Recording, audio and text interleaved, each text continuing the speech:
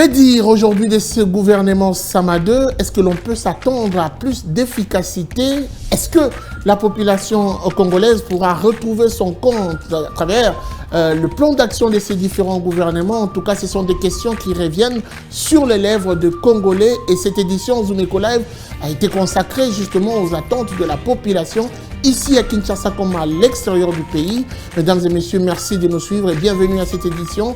Nous allons débuter d'abord avec les nouvelles en bref et on va se retrouver juste après pour commenter cette nomination de ce gouvernement, mais aussi parler des attentes de la population. C'est tout de suite.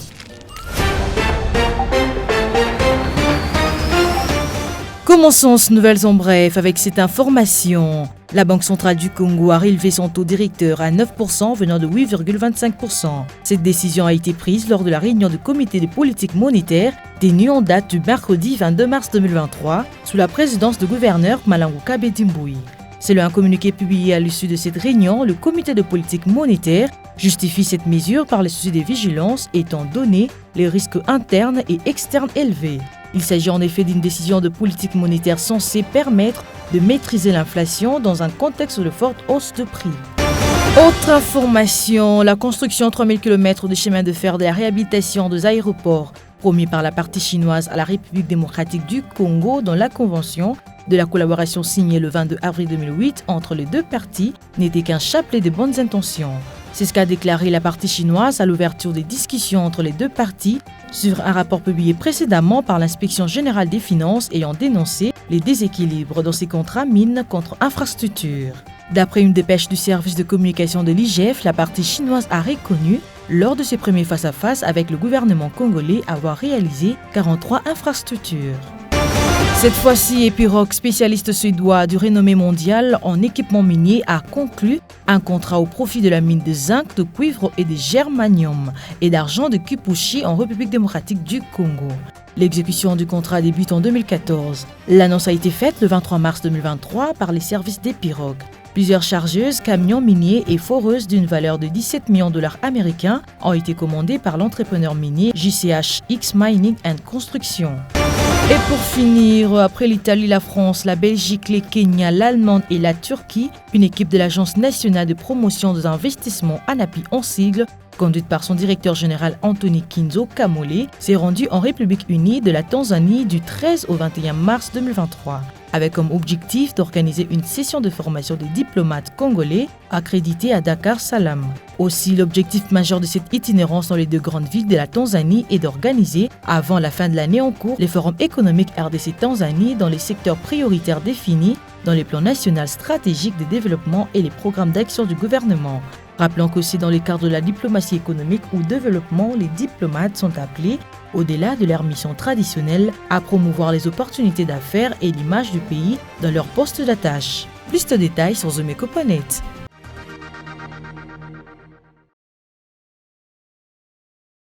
Il est temps de parler chiffres clés et pour en parler, nous recevons pour vous Judith Tonamaka avec elle nous allons revenir sur les défis qu'attendent le nouveau responsable ou patron de ce ministère ou de ce secteur. Ça sera tout de suite après ceci. Suivez.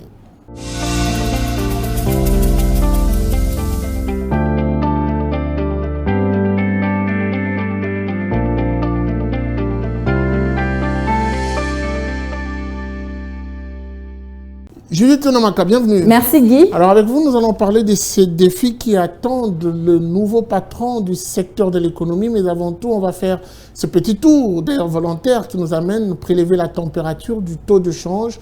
Qu'est-ce que l'on doit retenir? En faisant le point sur la température du taux de change en République démocratique du Congo, on peut noter qu'à l'officiel, 1 dollar se troque présentement à 2036 francs, un franc CFA salienne à 3,34 centimes et 1 euro se monnaie à 2191 francs. Parlons du marché parallèle, nous avons ciblé particulièrement le riz et dans cet endroit, 1 dollar se monnaie à 2300 francs, un franc CFA à 3,40 centimes et 1 euro vaut 2400 francs. Alors parlons aussi de ce nouveau gouvernement, on parle ici de Samadeu. Quels sont les défis qui attendent le nouveau patron du secteur de l'économie? Voilà, le nouveau ministre de l'économie nationale, Vital Kamerhe, devrait rapidement revenir sur le lien entre le secteur privé et public, en plus, de plus en plus en contradiction alors qu'ils sont censés parler le même langage. Ensuite, obtenir la stabilité de prix des produits de première nécessité sur le marché de la République démocratique du Congo, mais aussi veiller au respect des règles en la matière.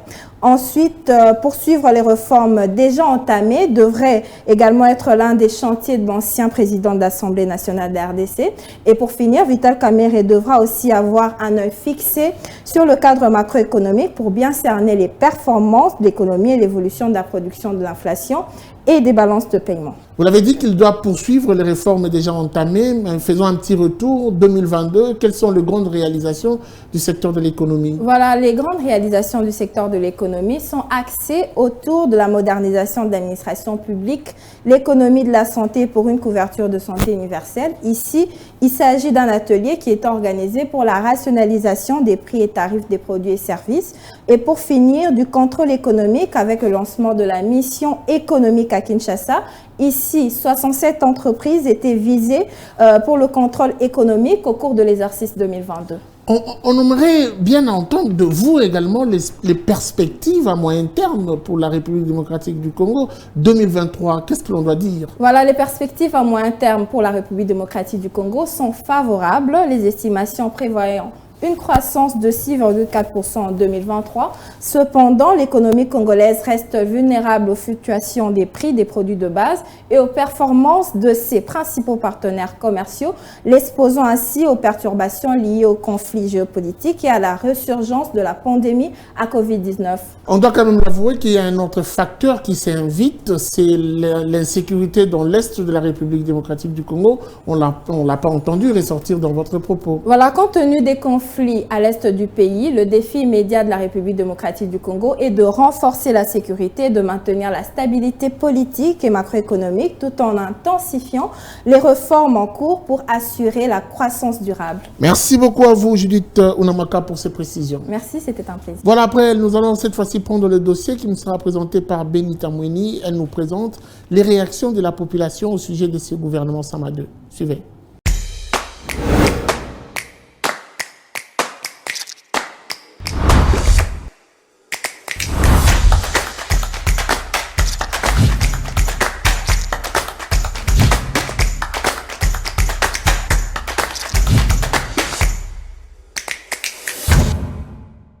Moi, personnellement, j'apprécie la sortie de ces nouveaux gouvernements. La sécurité, défense et sécurité, Jean-Pierre Bemba, étant que ministre VPM, il y a défense et sécurité. Il connaît déjà quelque chose par la défense de la sécurité.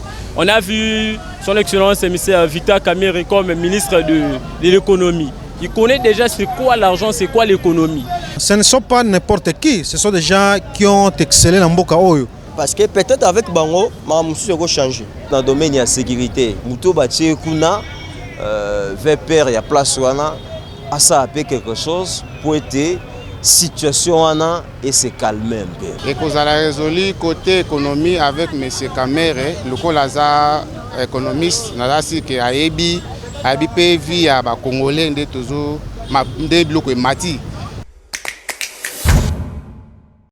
Restons toujours dans ce chapitre pour parler de ce gouvernement Sama 2. Cette fois-ci, nous sommes en ligne, en direct avec John Lungila qui nous suit depuis le Canada, expert mais congolais. John Lungila, c'est un plaisir. Merci d'accepter notre invitation. Première question, vous avez entendu la sortie ou la nomination de ce gouvernement Sama 2. Quelles sont vos impressions à ce sujet? Oui, Guy Chungou, merci pour votre question. La publication de ces gouvernements a été une grande surprise pour plusieurs Congolais, surtout pour nous qui vivons en dehors du pays. Ces gouvernements arrivent dans un contexte politique, social, sécuritaire, économique très instable. Vous savez, sur le plan politique, le pays attend organiser les élections dans quelques mois. Sur le plan sécuritaire, il y a l'agression du pays dans la partie est où les tueries se font tous les jours et à chaque heure à cause de pays voisins à la tête, le Rwanda. Bref, ce gouvernement est un gouvernement de la dernière chance par rapport aux défis qu'il doit relever, par rapport au temps qu'il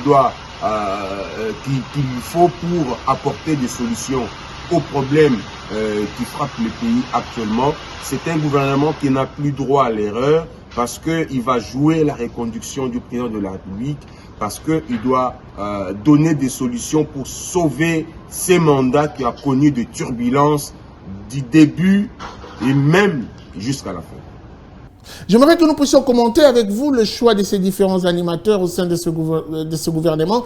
Pensez-vous qu'il y a eu méritocratie ou favoritisme?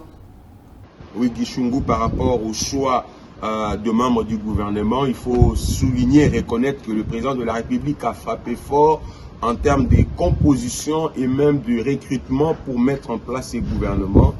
D'abord pour le nouveau, d'aucuns ne pouvaient imaginer la présence dans ces gouvernements de certains citoyens, à l'instar de Jean-Pierre Bemba, Vital Kamerhe et Mbusa Nyamwisi. Vous êtes sans ignorer que ces trois ont des ambitions de briguer la magistrature suprême, que ce soit dans le passé ou même pour le scrutin à venir. Aucun Congolais ne pouvait imaginer ces trois Congolais revenir dans un gouvernement comme ministre. Là, Tshisekedi a frappé fort. Il faut aussi reconnaître la reconduction de certains membres du gouvernement qui ont mérité, effectivement, pour avoir bien travaillé, à l'instar du ministre de la Communication et des Médias, Patrick Mouyaya, qui a défendu valablement l'image du pays et porté haut le discours du Congo, même sur le plan international. Il faut reconnaître aussi Maître Tony Mwaba, le ministre de l'EPSD, la gratuité de l'enseignement, qui d'ailleurs constitue un argument phare pour ce régime. Le ministre d'État Guy Loando, Maître Didier Boudimbu et même le ministre de la Jeunesse Yves Bokoulou, ce sont ceux ministres qui ont mérité de revenir dans ce gouvernement. Et là, le président Tshisekedi a pris une bonne décision pour préserver les acquis de ces gouvernements. Mais comme je le dis à mon introduction, c'est un gouvernement de la dernière chance. Nous attendons des solutions le plus vite par rapport à la souffrance de la population, par rapport aux tueries à répétition que le pays est victime.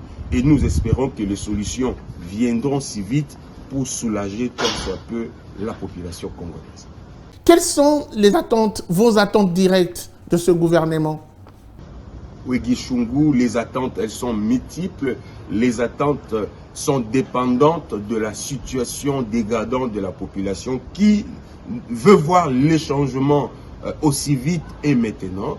Mais je voulais profiter de cette opportunité, Gichungu, pour adresser un message important aux membres du gouvernement, que ce soit les anciens et les nouveaux. Vous savez, leurs excellences, vous avez accepté de travailler à la tête du ministère. Vous allez gérer les trésors publics, l'argent des contribuables congolais. Vous êtes soumis au principe de contrôle et de redevabilité. Et donc, ici, j'attire l'attention de l'inspection générale des finances. Nous ne voulons plus apprendre de nouvelles de malversations financières. Nous ne voulons plus apprendre de nouvelles de détournement de fonds de l'État. Nous interpellons l'inspecteur général des finances, Jules Alingueti, d'accompagner ces gouvernements pour éviter tout acte de détournement et tout acte de malversation financière. Nous attirons également l'attention des membres du gouvernement sur le fait que accepter de travailler dans un gouvernement, c'est accepter de se soumettre au contrôle. Nous ne voulons pas que quand il y aura contrôle de l'inspection générale des finances, que vous criez, comme ça a été le cas au gouvernement Sama 1, à la politisation. Vous devez accepter les contrôles, vous devez vous faire contrôler. Et ici, Jules Alingueti, qui est l'inspecteur général des finances, chef de service, doit se mettre au travail pour nous épargner des détournements de fonds, des malversations financières qui aujourd'hui empêchent le pays de décoller. Merci beaucoup à vous d'avoir répondu à notre invitation. Merci beaucoup, Guichon. Notre invité du jour s'appelle Grace Eyeli. Avec elle, nous allons revenir sur ses activités. Elle est présidente du NASBEL qui s'occupe de personnes vivantes avec handicap. C'est encore le mois de la femme. Ah bah oui, on est à quelques jours de sa clôture. Pourquoi ne pas recevoir et promouvoir ces femmes qui font le grand pas? Nous sommes également en train de vouloir parler de l'entrepreneuriat féminin. Madame Grace Eyeli, bienvenue. Merci. Alors avec vous, nous allons échanger. Vous êtes femme, on l'a remarqué, et c'est le mois de la femme. Avant tout, on aimerait avoir quelques grandes lignes sur votre ASBEL. Ok, merci. Je suis Grace Eyeli, présidente de l'ASBEL Kwimarisha, qui veut dire valeur en Swahili. Nous travaillons dans le but de promouvoir et encadrer ces personnes vivant avec handicap dans le domaine de l'artisanat. Depuis combien de temps votre ASBEL existe en République démocratique du Congo? Ça fait une année, Ouais. depuis le 12 mars 2022. Et là, nous avons totalisé une année d'existence. Alors, vous êtes présidente de cet ASBEL, vous courez après ces personnes vivant avec handicap, mais quelles sont les différentes activités que vous menez? Comment occupez-vous justement toutes ces personnes qui sont prises en charge par votre ASBEL? Voilà, déjà, moi, j'ai juste un bureau, mais nous faisons des descentes dans les différents centres. Je ne travaille pas seule, j'ai un groupe de personnes qui m'aident à faire des recherches par-ci, par-là et voir où nous pouvons travailler. Nous prenons souvent des sièges en location où nous les encadrons. Il y a des professionnels qui arrivent. Moi-même aussi, j'ai quelques touches où nous les prenons et les encadrons. Souvent, nous arrivons dans les différents centres. Quelle est votre motivation principale? En tout cas, moi, en tant que jeune citoyenne congolaise, je n'ai pas voulu faire comme toutes les jeunes filles, comme je venais de le dire. J'ai voulu faire un truc particulier et j'ai choisi de les encadrer parce que j'ai eu une compassion envers ces personnes. En tant qu'humain, je ne peux pas rester les mains croisées et voir ces personnes souffrir. J'ose croire que c'est genré, vous encadrez les hommes comme les femmes. Oui, Parlons un sûr. tout petit peu de ces femmes, puisque c'est le mois de la femme, de ces femmes qui vivent avec handicap. Est-ce que quels sont les grands problèmes qu'elles rencontrent dans la société? C'est la première question. Et la prochaine, est-ce que le gouvernement congolais s'investit pour garantir un peu le droit à toutes ces personnes qui vivent avec handicap? Autrefois, non. On a vu nos anciennes mamans, comment elles vivaient. C'était pas facile. Elles n'avaient pas le droit comme cette fois-ci. Déjà, quand on voit la jeune fille, voilà. Elles sont mises de côté, on ne les encadre pas, on ne les voit pas. Et moi, j'ai choisi non seulement les personnes vivant avec handicap, les femmes, mais aussi les personnes toute vulnérabilité, où j'ai cru en leur potentiel, malgré leur incapacité physique, mais j'ai cru à ce qu'elles font. Quand j'arrive sur terrain, souvent je les vois en train de vendre les pains, en train de faire quelque chose. Il y a certaines femmes qui ont eu la conscience de sortir en elles ce qu'elles peuvent faire. Et en les voyant, j'ai voulu rajouter quelque chose en eux, en elles, les femmes, bien sûr, et les encadrer à pouvoir se sentir utiles dans la société. Vous faites avec ces personnes qui sont sûrement identifiées déjà dans des centres, Oui. identifiées dans des adresses un peu plus précises, mais il y en a aussi de ces personnes vivant avec handicap qui ne sont pas identifiées, qui sont un peu dissimulées partout dans la ville et qui peuvent émettre le vœu, après vous avoir suivi à travers cette émission, Oui, ils peuvent. d'adhérer à votre ASBEL. Ok. Comment faire? Quels en sont les critères? Ça sera ma dernière question. Ok, déjà, on les encadre dans tout le domaine de l'artisanat, Misala Maboko, comme on dit en lingala. Il y a plusieurs filières, la couture, la cordonnerie, ceci, cela. Et à ces personnes qui nous suivent, ils peuvent passer par vous, on peut laisser un numéro de contact pour nous avoir, mais souvent, je fais un recrutement. J'ai des gens, comme j'ai dit, je ne travaille pas seule, qui descendent, qui font des appels, on échange souvent avec ces femmes pour pouvoir savoir qu'est-ce qu'elles sont et qu'est-ce qu'elles peuvent faire. Elles partagent souvent ce qu'elles sont. C'est vrai que leur état c'est pas facile, leur incapacité de vie, mais on travaille avec eux, on échange plus souvent et on voit ce qu'elles peuvent faire. Vous êtes aussi en collaboration avec les associations de Bien personnes sûr. vivant avec handicap. Bien sûr. Merci beaucoup à vous, Madame Grace Eyeli, pour toutes ces précisions. C'est une première. J'espère que vous allez revenir Bien sûr. encore pour nous donner plus de matière à ce sujet. Merci beaucoup. Après, nous allons poursuivre. Cette fois-ci, nous allons prendre la prochaine rubrique. C'est tout de suite après ceci. Suivez. Suivez-moi tout le jour à travers Zoom Wende sur Zoom Eco Live. Abonnez-vous sur notre chaîne YouTube. Zoom Eco Live, la référence de l'actualité économique en RDC.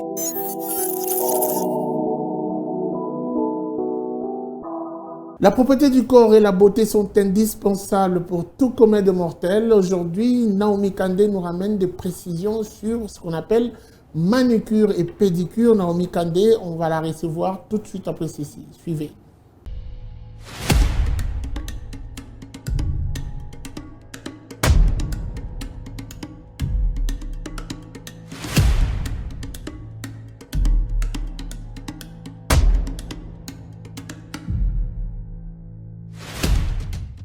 Naomi Kandé, bienvenue. Merci Guy. Justement, avec vous, nous allons rentrer dans l'esthétique. On parle ici de l'art du beau. Alors, quelle est la particularité? Justement, le soin de main tout comme de pied n'est plus qu'une affaire de femmes, mais aussi celui des hommes qui devient une nouvelle tendance. Ce qui nous pousse à vous ramener le prix de services pédicure et manicure qu'on retrouve à Kinshasa. Alors, nous allons quand même, vous qui êtes amateur de ces services pédicure et manicure, et que vous, deux fois, vous posez la question, combien faudrait-il dépenser de vos poches pour avoir bénéficié de ces services? Voici le marché du jour, et c'est tout de suite.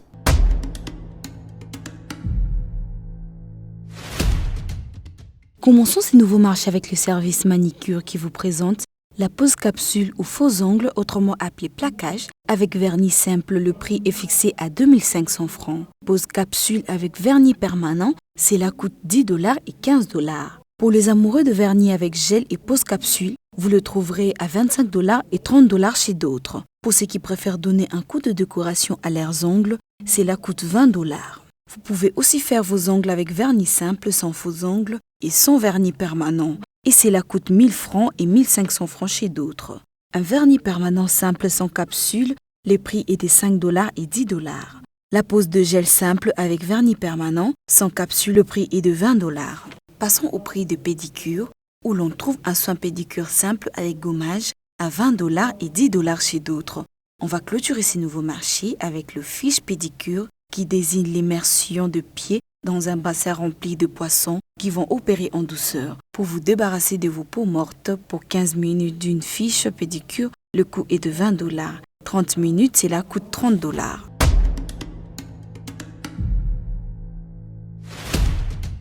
Ah ben voilà, on a suivi quand même, c'est très intéressant. On se quitte avec cette question. Est-ce que vous le faites vous-même aussi, puisque vous êtes marié? Ça nous arrive parfois de le faire tout le week-end pour garder quand même le soin, le main et les pieds aussi. Vous le faites pour vous, vous le faites aussi pour votre mari? D'abord, je le fais pour moi, ensuite pour mon mari. Voilà, merci beaucoup à vous, Naomi Kandé, pour ces précisions. Merci Guy. C'est un exemple pour vous, mesdames et messieurs. C'est par cette note que nous allons déjà prendre la prochaine rubrique qui nous est présentée par Adassa Grace. C'est donc l'agenda. Les rendez-vous économiques, c'est dans l'agenda sur Zoom Eco Live. Abonnez-vous sur notre chaîne YouTube. Zoom Eco Live, la référence de l'actualité économique en RDC.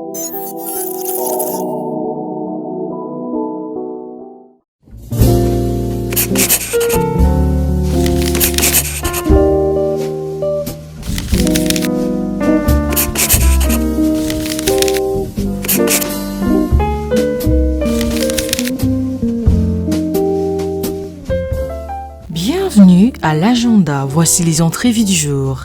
Un atelier de formation certifiante sur la maîtrise de la pratique en gestion administrative, fiscale et comptable des entreprises en RDC a débuté ce lundi 27 mars jusqu'au 14 avril prochain par visioconférence. Les frais de participation pour cette session est fixé à $80.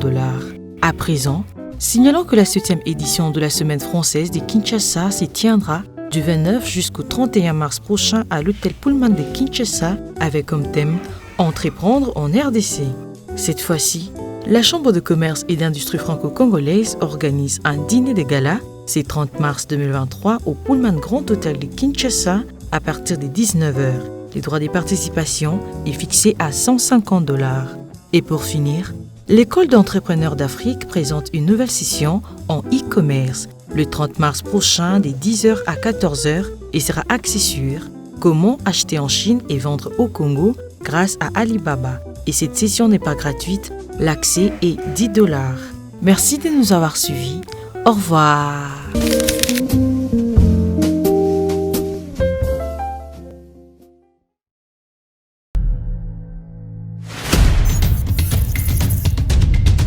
Nous avons pris l'engagement de toujours vous servir en vous donnant l'essentiel de l'information économique en RDC. Mesdames, Messieurs, c'est un plaisir de vous recevoir chez vous. Le gouvernement congolais dirigé par le Premier ministre Jean-Michel Sama Lukonde n'est jure que par la réduction du train de vie des institutions. Merci à vous, Judith Piombo, pour ce dossier. Merci, Unamaka. Désormais, suivez-nous à 19h30 sur la RTNC du lundi au vendredi avec le même plaisir. Zoom Eco Live, la référence de l'actualité économique en RDC. Voilà, c'en est fini pour aujourd'hui. Merci de nous avoir suivis. La suite, c'est sans doute au prochain numéro avec le même plaisir. Au revoir et à très vite.